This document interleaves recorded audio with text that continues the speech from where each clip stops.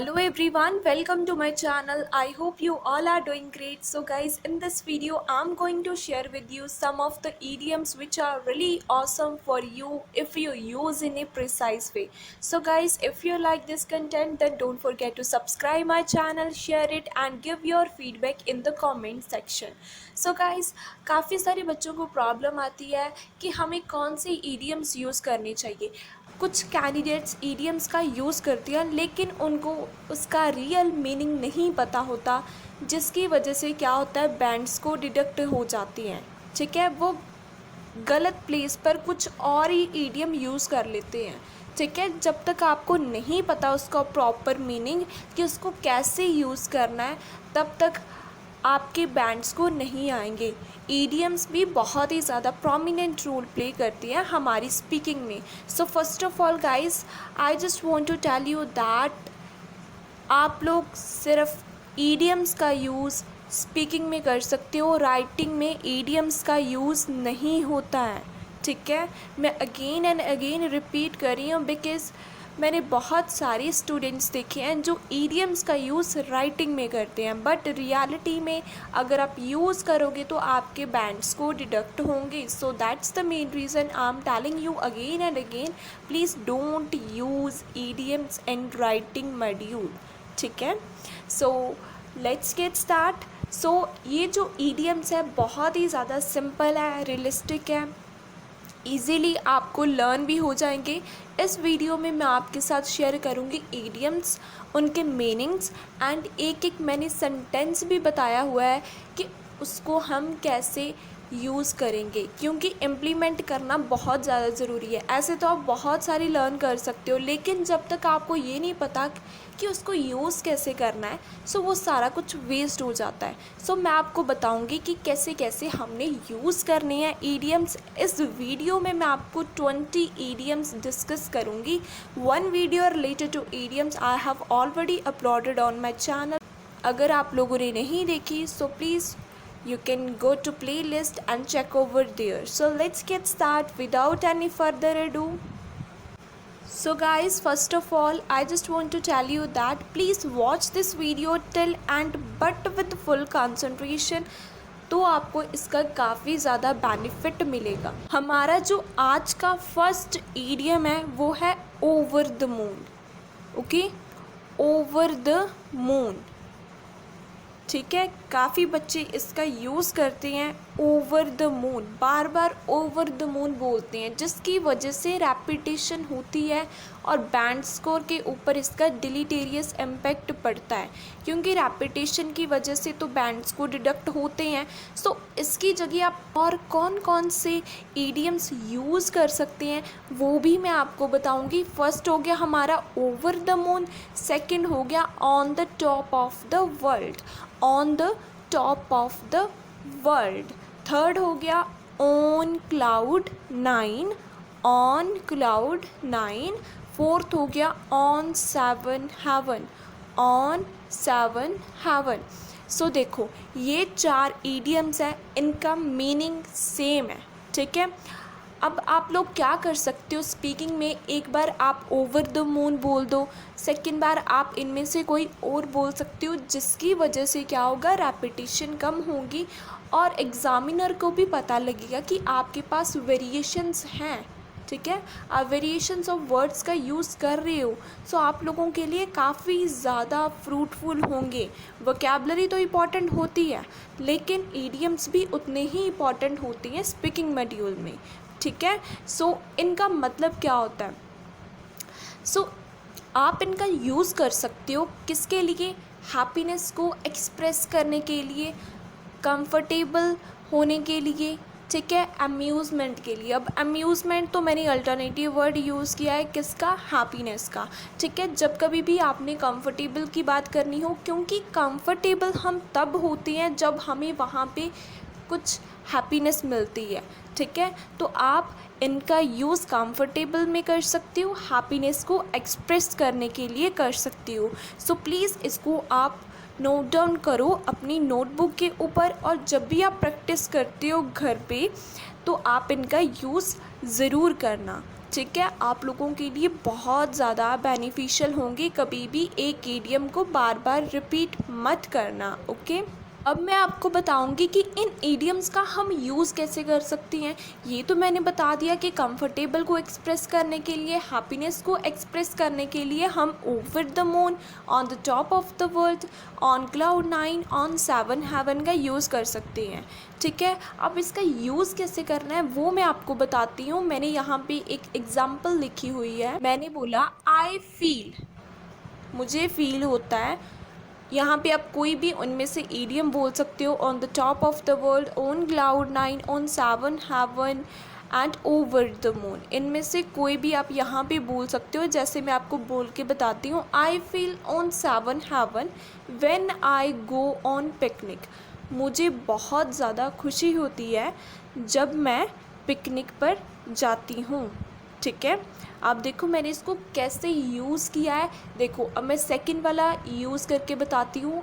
I feel on the top of the world when I go on picnic. ठीक है, इसका मतलब भी हैप्पीनेस ही होता है। थर्ड यूज़ करके बताती हूँ, I feel over the moon when I go on picnic. ठीक है, नेक्स्ट बताती हूँ, I feel on cloud 9 when I go on picnic. इसका मतलब ये है कि मुझे बहुत ही ज़्यादा खुशी होती है जब मैं कहाँ पे जाती हूँ, पिकनिक में जाती हूँ। सो ये जो मैंने आपको 4 ईडियम्स बताए हैं, ये आप हैप्पीनेस को, कंफर्टेबल की फीलिंग्स को एक्सप्रेस करने के लिए यूज़ कर सकते हो। ठीक है, सो अब हम लोग देखते हैं अपना सेकेंड ईडियम्स, उसका क्या मतलब है, कैसे हमने उसको यूज़ करना है। सेकंड है हमारा इन्स एंड आउट। बहुत बार मैंने इसका यूज़ किया हुआ है। जिन लोगों ने मेरी स्पीकिंग की वीडियोस देखी हुई हैं उनको इसका मतलब ज़रूर पता होगा, क्योंकि मैंने काफ़ी सारा यूज़ इनका किया हुआ है अपनी वीडियोस में। When I was preparing for the IELTS exam I also use to use this idiom a lot. Okay, so इसका मतलब क्या है, मीनिंग पता होना बहुत ज़्यादा ज़रूरी है, क्योंकि जब तक आपको मीनिंग के बारे में क्लैरिटी नहीं आएगी तब तक आप इसका प्रॉपरली यूज़ नहीं कर पाओगे। सो मीनिंग को साथ में नोटबुक पर ज़रूर लिखना, ताकि आपको इसका मीनिंग पता हो तो आप इसको राइट प्लेस पर और राइट टाइम पर यूज़ कर लें। ठीक है, इन्स एंड आउट, इसका मतलब होता है इन्फॉर्मेशन और नॉलेज। इन्स एंड आउट को हम लोग इन्फॉर्मेशन एंड नॉलेज के लिए यूज़ करते हैं। ठीक है, जब भी बात इन्फॉर्मेशन से रिलेटेड होगी, नॉलेज से रिलेटेड होगी, तो आप स्पीकिंग में इन दोनों की प्लेस पर इन्स एंड आउट का यूज़ कर सकते हो। लाइक मैंने एग्ज़ाम्पल यहाँ पे क्या दी हुई है, I don't have much ins and out about fashion. मेरे को ज़्यादा इन्स एंड आउट नहीं है किसके बारे में, फ़ैशन के बारे में। अब इन्स एंड आउट मीन्स इन्फॉर्मेशन और नॉलेज। मेरे को ज़्यादा इन्फॉर्मेशन नहीं है किसके बारे में, फ़ैशन के बारे में। प्रॉपर सेंटेंस बनाना कि मेरे को इन्फॉर्मेशन नहीं है इतनी ज़्यादा फ़ैशन के बारे में। ठीक है, इसका मतलब क्या होता है, इन्फॉर्मेशन। लेकिन यहाँ पे मैंने डोंट का यूज़ किया था कि मेरे को यहाँ पे इतनी ज़्यादा इन्फॉर्मेशन नहीं पता है किसके बारे में, फ़ैशन के बारे में। आई होप सेकेंड ईडियम भी आपको अच्छे से क्लियर होगा। ठीक है, थर्ड ईडियम है हमारा पार्ट एंड पार्सल। सो इसका मतलब क्या होता है, जब कभी भी आपने बात इम्पॉर्टेंट की करनी हो, इम्पेरेटिव की करनी हो, इंडिस्पेंसिबल की करनी हो, ये सारे अल्टरनेटिव वर्ड्स हैं जो मैंने यूज़ किए हुए हैं किसके, इम्पॉर्टेंट की। जब कभी भी बात इम्पॉर्टेंट की करनी होती है कि ये चीज़ हमारी लाइफ में इम्पॉर्टेंट रोल प्ले करती है, तो आप उस प्लेस पर किसका यूज़ कीजिए, पार्ट एंड पार्सल का यूज़ कीजिए। बहुत ज़्यादा बेनिफिशियल है, अमेजिंग ईडियम है ये आप लोगों के लिए। ठीक है, जब बात इम्पॉर्टेंट की करोगे तो पार्ट एंड पार्सल यूज़ कर सकते हो। ठीक है, मैंने काफ़ी सारी वीडियोस वोकैबलरी की भी अपलोड की हुई हैं, और ये जो मैंने वर्ड्स लिखे हैं ये इम्पॉर्टेंट के अल्टरनेटिव वर्ड्स हैं।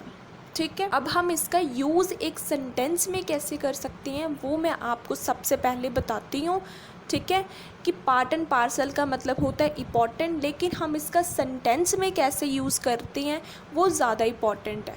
तो यहाँ पे मैंने क्या बोला, healthy food plays part and parcel role in every person life, कि जो हेल्दी फूड होता है वो बहुत ही ज़्यादा part and parcel role play करता है सभी पर्सन की लाइफ में।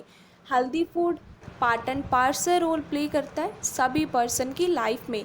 अब पार्ट एंड पार्सल क्या होता है, इम्पॉर्टेंट। ठीक है, यहाँ पे मैंने लिख दिया इम्पॉर्टेंट।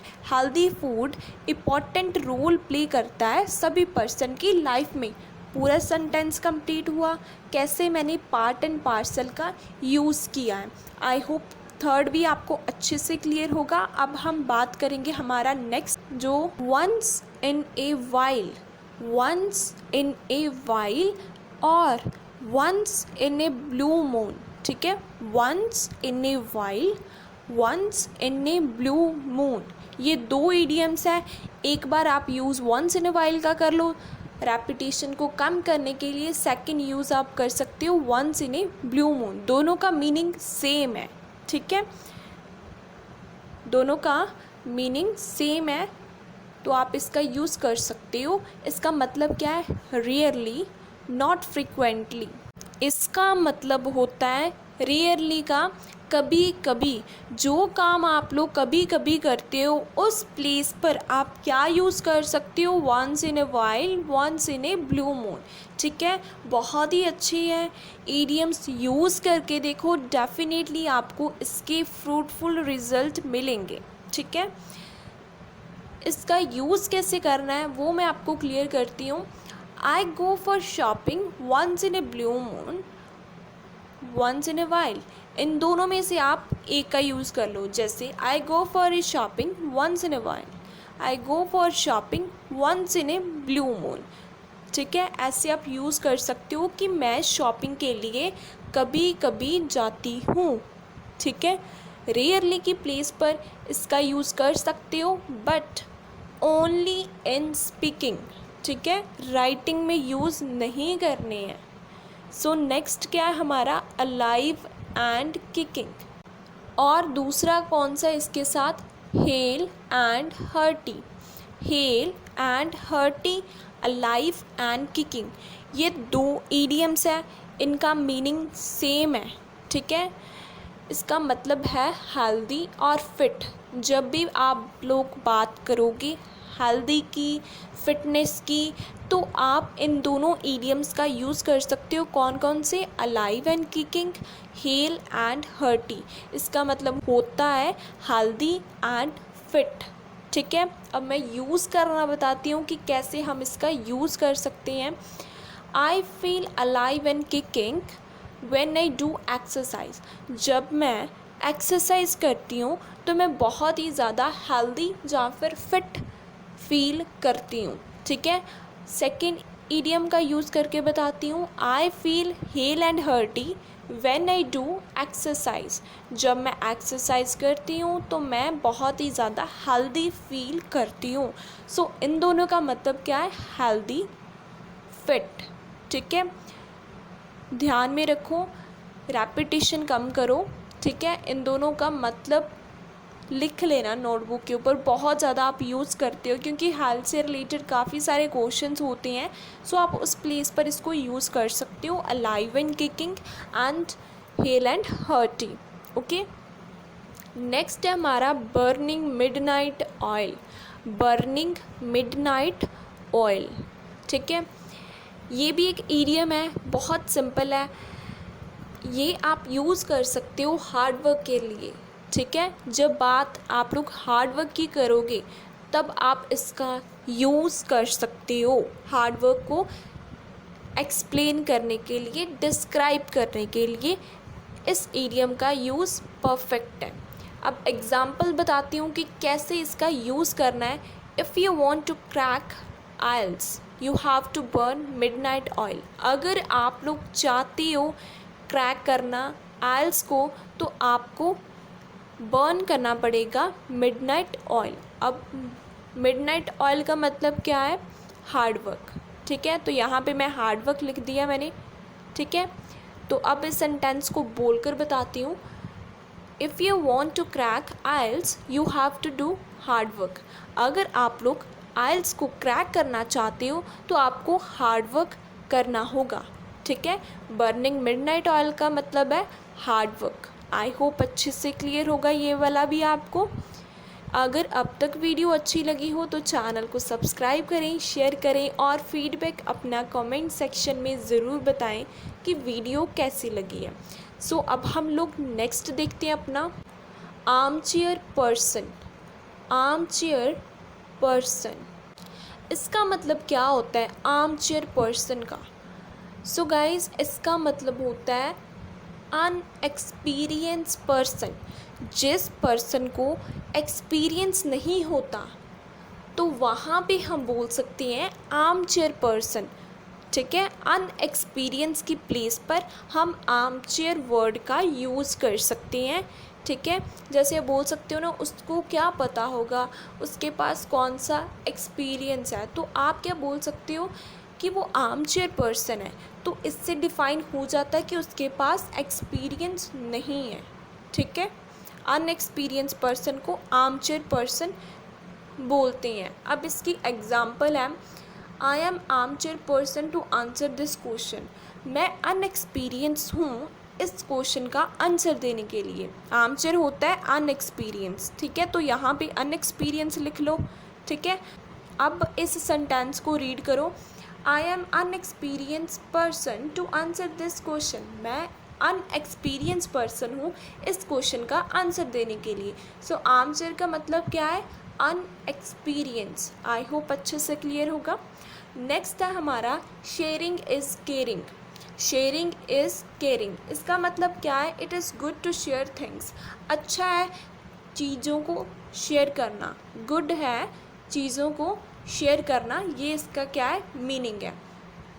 ठीक है, अब इसको यूज़ कैसे कर सकते हैं कि चीज़ों को शेयर करना एक अच्छी बात है। ठीक है, इसको कैसे हम बोल सकते हैं? तो देखो, I believe on sharing is caring. मैं किसके ऊपर बिलीव करती हूँ? शेयरिंग इज़ केयरिंग में। ठीक है, शेयरिंग इज़ केयरिंग के ऊपर मैं बिलीव करती हूँ। ठीक है, कि गुड्स को शेयर करना अच्छी बात है। ठीक है, आई होप अच्छे से क्लियर होगा ये वाला भी आपको। अब हम अपने नाइन्थ को देखते हैं। नाइन्थ है हमारा किथ एंड किन। किथ एंड किन, इसका मतलब क्या होता है? रिलेटिव्स। ठीक है, अपने रिलेटिव्स को हम लोग ईडियम्स में किथ एंड किन बोलते हैं। ठीक है, तो अब हम इसको सेंटेंस में कैसे यूज़ करेंगे वो पहले मैं आपको अच्छे से क्लियर करती हूँ। I went to dash with my kith and किन। कोई भी प्लेस का यहाँ पे आप नेम बोल सकते हो कि मैं इस प्लेस पर गई थी किसके साथ? अपने किथ एंड किन के साथ। अब किथ एंड किन की जगह आपने रिलेटिव्स लिख लिया। सो अब सेंटेंस को रीड करो, मैं वहाँ गई थी अपने रिलेटिव्स के साथ। आई होप अच्छे से आपको क्लियर होगा कि कैसे किथ एंड किन का मतलब रिलेटिव होता है और इसका यूज़ हम ऐसे कर सकते हैं सेंटेंस में। ठीक है, 10th है हमारा cost and arm and leg. Cost and arm and leg, इसका मतलब क्या होता है? Costly, expensive. जब भी आपने बात करनी हो एक्सपेंसिव की, कॉस्टली की, कि ये चीज़ बहुत ही ज़्यादा एक्सपेंसिव है, कॉस्टली है, ठीक है, तो वहाँ पे आप कौन सा इडियम यूज़ कर सकते हो? Cost and arm and leg. ठीक है, अब इसका यूज़ कैसे करना है वो है, smartphones are to cost and arm and leg now. आजकल स्मार्टफोन्स बहुत ही ज़्यादा cost and arm and leg हैं। Cost and arm and leg का मतलब होता है कॉस्टली है। ठीक है, तो यहाँ पे मैंने लिख दिया कॉस्टली। अब इसको एक बार रीड करो, smartphones are too costly now. आजकल स्मार्टफोन बहुत ज़्यादा कॉस्टली हैं। आई होप अच्छे से क्लियर होगा ये। 11th है हमारा to win laurels. To win laurels, इसका मतलब क्या है? सक्सेस। जब आप लोगों ने बात सक्सेस की करनी है तो आप इस इडियम का यूज़ कर सकते हो, टू विन लॉरेंस। ठीक है। अब सेंटेंस बताती हूँ कैसे इस ईडियम को अप्लाई कर सकते हो आप, ठीक है। मैंने बोला everyone doing hard work to get laurels in their life. सभी लोग हार्ड वर्क कर रहे हैं लॉरेंस को पाने के लिए अपनी लाइफ में। अब लॉरेंस का मतलब क्या होता है? सक्सेस। तो यहाँ पे मैंने सक्सेस कंसीडर कर लिया कि सक्सेस होता है। अब देखो मैं इसको बोल के बताती हूँ तो ज़्यादा अच्छे से आप लोगों को क्लियर होगा। Everyone doing hard work to get success in their life. सभी लोग हार्ड वर्क कर रहे हैं सक्सेस को पाने के लिए अपनी लाइफ में। आई होप अच्छे से क्लियर होगा। नेक्स्ट है हमारा big cheese person. Big cheese person, इसका मतलब क्या होता है? जो पर्सन आपकी लाइफ में बहुत ही ज़्यादा एक प्रोमिनेंट रोल प्ले करता है, उस पर्सन को हम लोग बोलते हैं बिग चीज़ पर्सन। मीन्स जो पर्सन आपकी लाइफ में बहुत ही ज़्यादा इम्पॉर्टेंट होता है उसको हम बोलते हैं बिग चीज़ पर्सन, कि वेरी इम्पॉर्टेंट पर्सन, ठीक है। इसकी एग्जाम्पल बताती हूँ। ही और she is big cheese person for me, ठीक है। कुछ भी आप बोल सकते हो। She is big cheese person for me, कि वो मेरे लिए एक बिग चीज़ पर्सन है, ठीक है। अब बिग चीज़ क्या होता है? Very important, okay. ये इसका मतलब होता है वेरी इम्पॉर्टेंट, बिग चीज़ का। अब मैं इसको ऐसे रीड करके बताती हूँ। She is very important person for me, कि वो पर्सन मेरे लिए बहुत ही ज़्यादा इम्पॉर्टेंट है। बिग चीज़ का मतलब क्या होता है?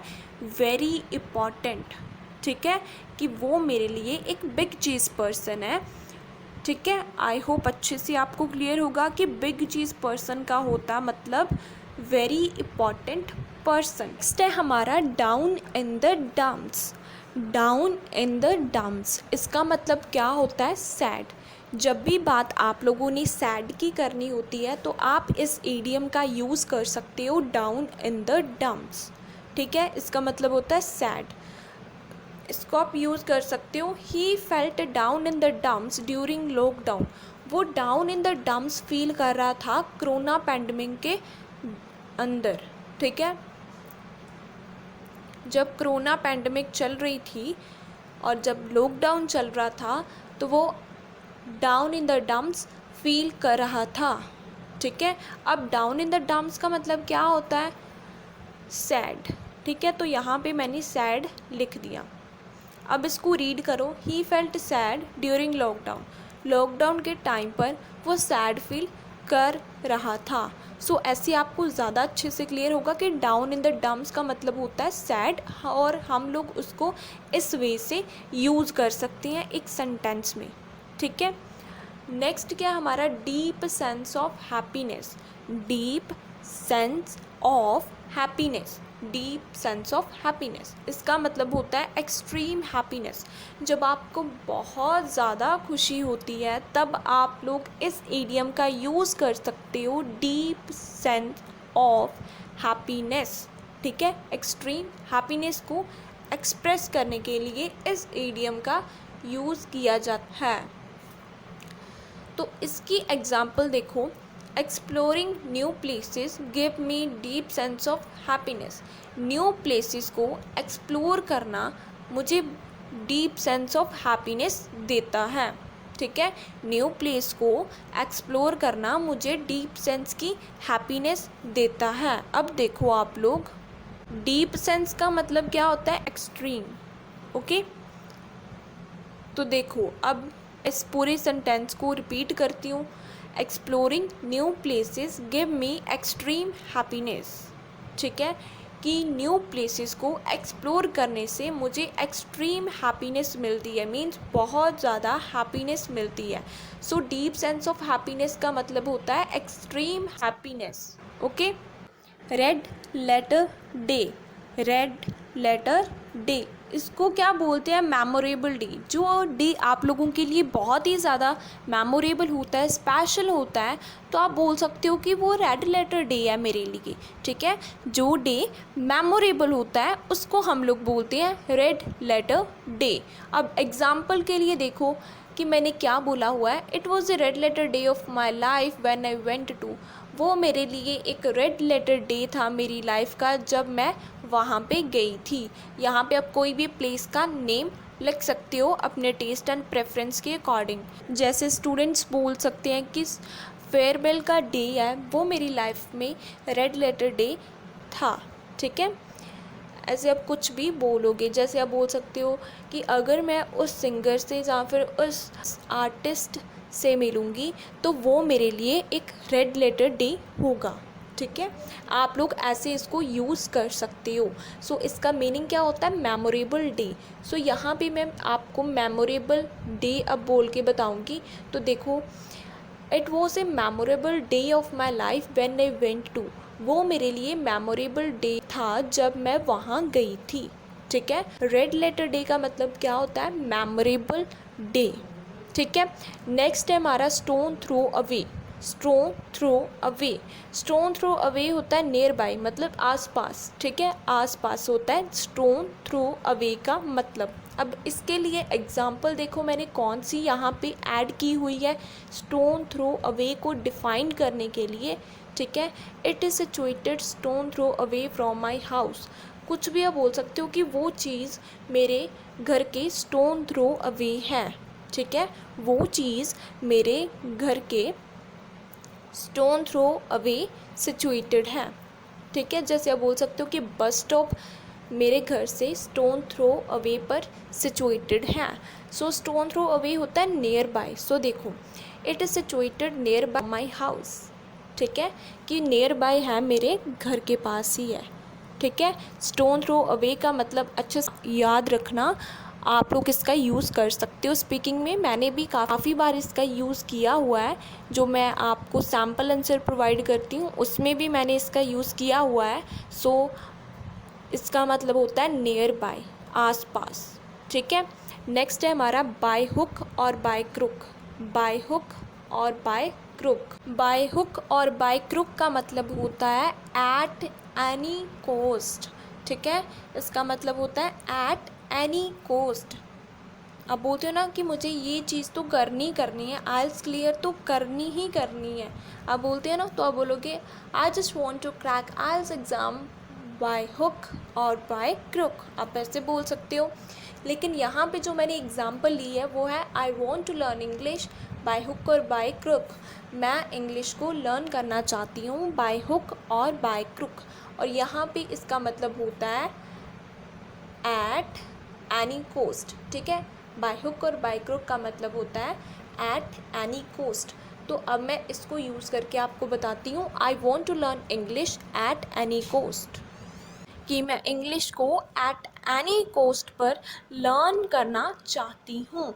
बाय हुक और बाय क्रुक का मतलब है at any coast.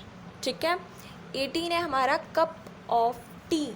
Cup of T, इसका मतलब क्या होता है? ईजी। जब भी बात आप लोग ईजी की करोगे कि ये काम तो ईजी है, ठीक है, तो वहाँ पे आप यूज़ कर सकते हो कि ये मेरे लिए कप ऑफ टी है। ठीक है, कप ऑफ टी।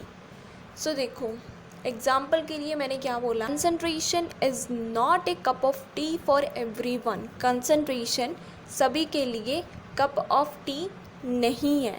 ठीक है, कप ऑफ टी है ईजी। ठीक है, तो यहाँ पे मैंने नोट का यूज़ किया है। तो concentration is not easy for every one. Concentration is not easy for every one. Cup of tea का मतलब होता है ईजी, लेकिन यहाँ पे मैंने नोट यूज़ किया है, so it means not easy. Concentration easy नहीं है सभी लोगों के लिए। ठीक है, नेक्स्ट है हमारा cool like a cucumber. Cool like a cucumber. ठीक है, इसका क्या मतलब होता है? काम पर्सन। जो पर्सन बहुत ही ज़्यादा शांत रहता, ठीक है, गुस्सा नहीं इतना ज़्यादा करता, आप उस पर्सन को बोल सकते हो कि ये person cool like a cucumber है। ठीक है, इसका मतलब होता है काम पर्सन, कि वो पर्सन बहुत ज़्यादा काम है। सो इसकी एग्ज़ाम्पल देखो आप लोग, मैंने कौन सी यहाँ पे ऐड की हुई है। Her nature cool like a cucumber, उसका जो नेचर है वो कूल लाइक ए कुकम्बर है। ठीक है, आई होप अच्छे से आपको क्लियर होगा। कूल लाइक ए कुकम्बर क्या होता है? काम। ठीक है। नेक्स्ट है हमारा बोज़म फ्रेंड। बोज़म फ्रेंड इसका मतलब होता है क्लोज़ फ्रेंड, बेस्ट फ्रेंड। आप बोलते हो ना कि वो मेरा क्लोज़ फ्रेंड है, जब वो मेरा बेस्ट फ्रेंड है, तो आप इस प्लेस पर क्या यूज़ कर सकती हो, ये। ठीक है, लाइक आपको यूज़ करके बताती हूँ एग्ज़ाम्पल में। शी इज़ माई बोज़म फ्रेंड, वो मेरी बोज़म फ्रेंड है। अब बोज़म फ्रेंड का मतलब क्या होता है, क्लोज़ फ्रेंड या फिर बेस्ट फ्रेंड। ठीक है, तो देखो, she is my close friend, she is my best friend. ठीक है, बोज़म फ्रेंड का मतलब होता है close friend and best friend. Cool like a cucumber means काम। ठीक है, कि उसका नेचर बहुत ज़्यादा काम है। एक बार फिर से ओवरव्यू देती हूँ सभी का, तो ज़्यादा अच्छे से आपको क्लियर हो जाएंगे। सबसे पहले मैंने आपको बताया था over the moon, on the top of the world, on cloud nine, on seven haven. ये 4 ईडियम्स आप यूज़ कर सकते हो हैप्पीनेस को, कंफर्टेबल की फीलिंग को एक्सप्रेस करने के लिए। फिर मैंने आपको यहाँ पे एग्जांपल दी थी कि I feel over the moon when ever I go on picnic. ठीक है, जब मैं पिकनिक पर जाती हूँ तो मुझे बहुत ज़्यादा खुशी मिलती है। ठीक है, सेकंड है ins and out. Ins and out का मतलब होता है इन्फॉर्मेशन और नॉलेज। जब भी बात इन्फॉर्मेशन की और नॉलेज की करनी है, तब आप लोग इन्स एंड आउट का यूज़ कर सकते हो। एग्ज़ाम्पल के लिए मैंने यूज़ किया था कि मेरे पास ज़्यादा इन्स एंड आउट नहीं है फैशन से रिलेटेड, मींस मेरे को इतनी ज़्यादा इन्फॉर्मेशन नहीं है किससे रिलेटेड, फैशन से रिलेटेड। थर्ड है पार्ट एंड पार्सल, इसका मतलब होता है इम्पॉर्टेंट। ठीक है, तो मैंने एग्ज़ाम्पल के लिए क्या यूज़ किया कि हेल्दी फूड एक part and parcel role play करता है सभी पर्सन की लाइफ में, means healthy food important role play करता है। ठीक है, तो इसलिए मैंने यहाँ पे पार्ट एंड पार्सल यूज़ करके आपको बताया कि कैसे हम यूज़ कर सकते हैं।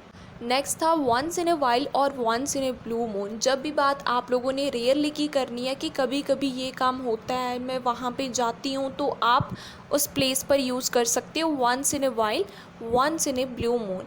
तो जैसे I go for shopping once in a blue moon, मैं शॉपिंग के लिए कभी कभी जाती हूँ।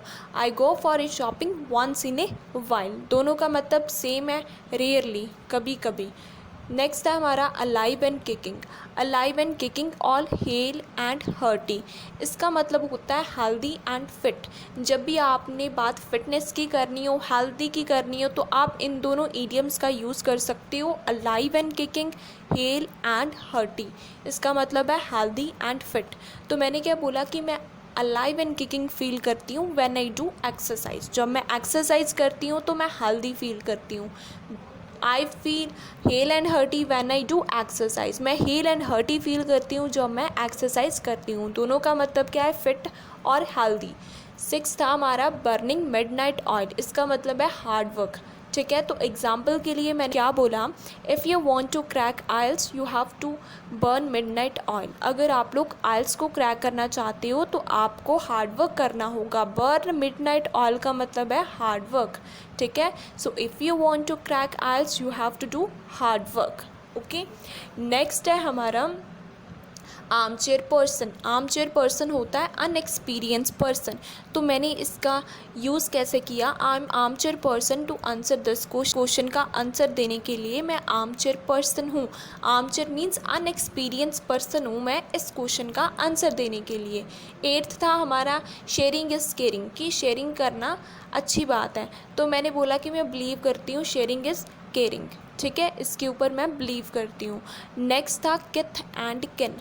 किथ एंड किन का मतलब होता है रिलेटिव्स। सो मैंने बोला I went to dash with my kith and किन, कि मैं वहाँ पर गई थी अपने किथ एंड किन के साथ। किथ एंड किन कौन होते हैं, रिलेटिव्स के साथ।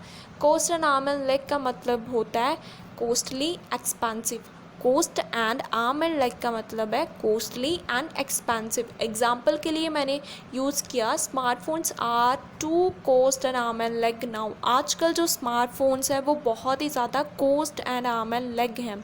इसका मतलब क्या होता है, कॉस्टली है। तो मैंने बोला smartphones are too costly now, आजकल बहुत ज़्यादा कॉस्टली है। नेक्स्ट था हमारा टू विन लॉरेंस। लॉरेंस होता है सक्सेस, ठीक है। तो मैंने इसके लिए एग्जांपल ली, everyone doing hard work to get laurels in their life. सभी लोग हार्ड वर्क कर रहे हैं लॉरेंस को अचीव करने के लिए। तो लॉरेंस होती है सक्सेस, तो हमारा सेंटेंस बना everyone doing hard work to get success in their life. Next था हमारा big cheese person. Big cheese person होता है वेरी इंपॉर्टेंट पर्सन, कि वो एक बिग चीज़ पर्सन है मेरे लिए, मीन्स बहुत ही ज़्यादा इम्पॉर्टेंट पर्सन है मेरे लिए। नेक्स्ट था हमारा down in the dumps. Down in the dumps का मतलब होता है सैड, ठीक है। तो मैंने बोला कि वो down in the dumps feel कर रहा था, कब? लॉकडाउन के टाइम पर वो down in the dumps feel कर रहा था। नेक्स्ट था हमारा deep sense of happiness. Deep sense of happiness का मतलब होता है एक्सट्रीम हैप्पीनेस। जब आपको बहुत ज़्यादा खुशी होती है तो आप इस इडियम का यूज़ कर सकते हो। तो मैंने बोला exploring new places. New places को एक्सप्लोर करना मुझे डीप सेंस ऑफ हैप्पीनेस देता है, मीन्स एक्सट्रीम हैप्पीनेस देता है। डीप सेंस ऑफ का मतलब है एक्सट्रीम, ठीक है। हैप्पीनेस मेरे को मिलती है जब मैं न्यू न्यू प्लेसेस को एक्सप्लोर करती हूँ। नेक्स्ट था red letter day. Red letter day होता है मेमोरेबल डे। तो मैंने वो रेड लेटर डे था मेरी लाइफ का जब मैं वहाँ पर गई थी। रेड लेटर डे का क्या होता है? मेमोरेबल डे था वो मेरे लिए। स्टोन थ्रो अवे का मतलब होता है नियर बाय। तो मैंने बोला कि वो चीज़ मेरे घर के पास ही सिचुएटेड है। Stone throw away means nearby. By hook और बाय क्रुक का मतलब होता है at any cost. I want to learn English by hook और बाय क्रुक।